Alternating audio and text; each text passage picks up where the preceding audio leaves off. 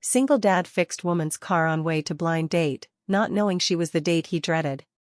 Sophia Loren stood in front of her office windows, staring at the city lights.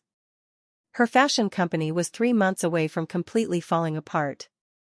Her phone buzzed with another email from anxious investors.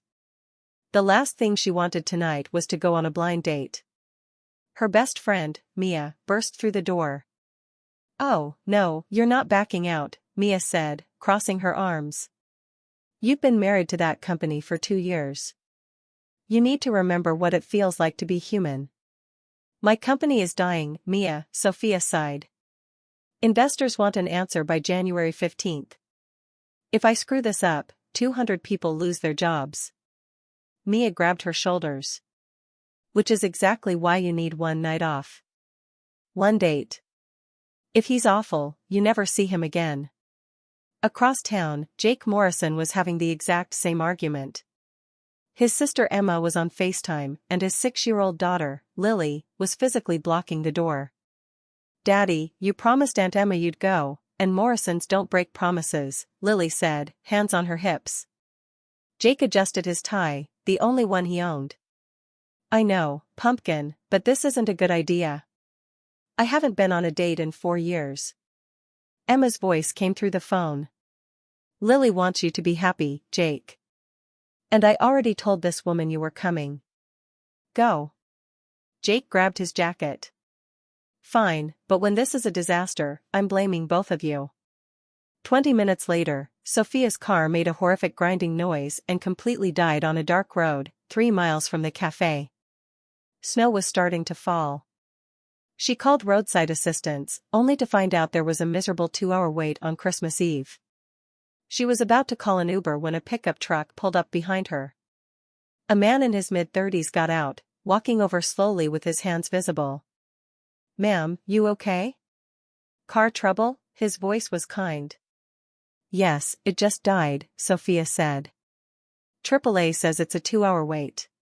The guy nodded. "Mind if I take a look? I'm a mechanic." He popped the hood, using a small flashlight. Within seconds, he looked up. "Your alternator's shot, but I can patch it enough to get you where you're going." "Where you headed?" "Evergreen Cafe on Maple Street," Sophia said, checking her watch. "I'm already late." The mechanic laughed. "No kidding. That's where I'm going, too." Small world.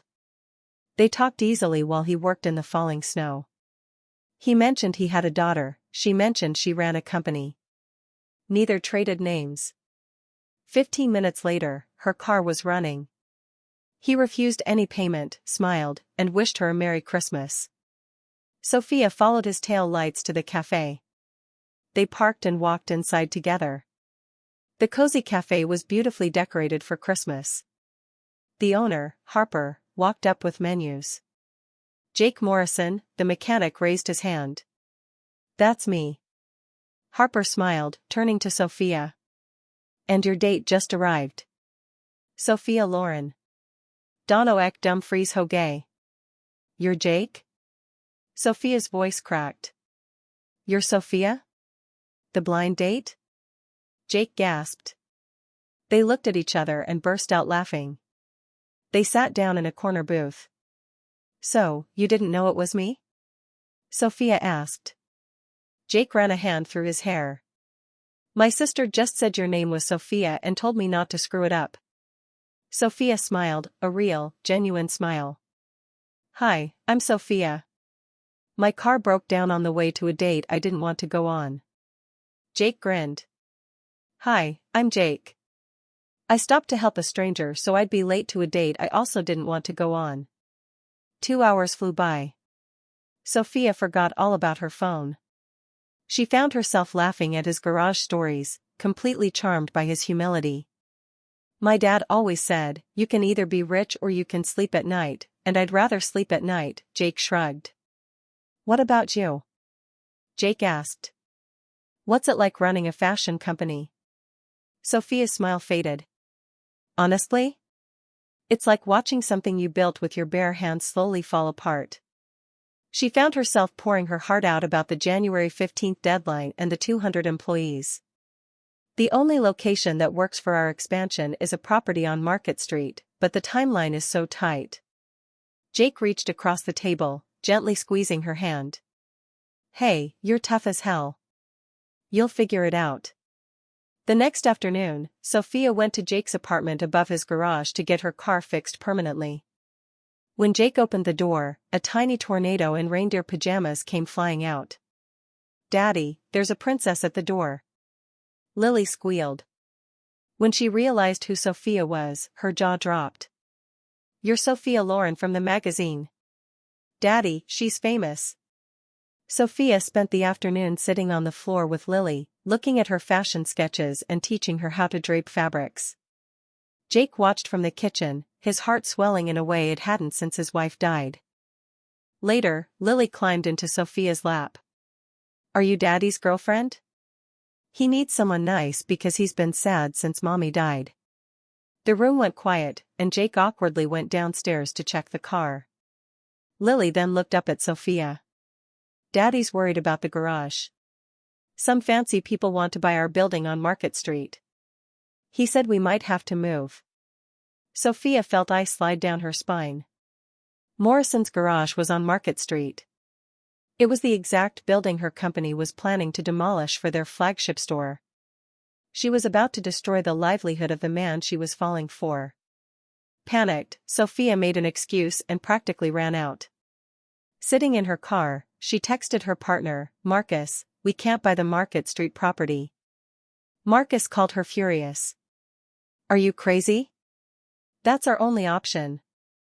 You're tanking the company for a guy you just met? He's a single dad, Marcus. I can't bulldoze his dead wife's dream." Marcus went cold. "And what about the 200 people who work for us? You going to tell them they're unemployed because you caught feelings for a mechanic?" 3 days passed. Sophia ghosted Jake, ignoring his worried texts. On the 4th day, Jake's sister Emma marched into Sophia's office and slammed a crayon drawing on her desk. It showed Jake, Lily, and Sophia holding hands. Underneath, Lily had written, "My Christmas wish. Please don't leave us. Jake hasn't smiled since Christmas Eve, and Lily thinks she scared you away," Emma said softly before leaving. Sophia stared at the drawing, and suddenly, the puzzle pieces clicked. She called Marcus. "What if we don't demolish the garage? What if we build around it? A mixed-use development. Morrison's garage stays on the ground floor, and our flagship store goes above it." Marcus paused. "Blue collar meets high fashion, that's actually brilliant. Investors will eat it up." 2 days later, Sophia rushed to Evergreen Cafe and found Jake and Lily. Lily threw her arms around Sophia, while Jake stood up, looking guarded. Sophia handed him a folder. "My company was the one buying your garage, Jake. I ran away because I didn't know how to save my company without destroying yours. This is a partnership proposal. We build our store above your garage. We become 50-50 partners." Jake read the papers, his eyes misting up. "You did this for me?" Sophia took his hand. "I did this for us. You keep the garage, I save my company, and Lily gets her wish." 1 year later, the building was complete, a stunning blend of Morrison's garage and Lauren and Company. They were back at the Evergreen Cafe on Christmas night. Jake pulled a small velvet box from his pocket. "Sophia, you saved my garage, saved my heart, and became the family Lily wished for. Will you marry us?" Sophia was crying as she nodded. "Yes, 1,000 times, yes." Sometimes, a broken alternator is exactly what you need to find the person you're meant to spend your life with. If this story warmed your heart, hit that subscribe button. And thank you for watching.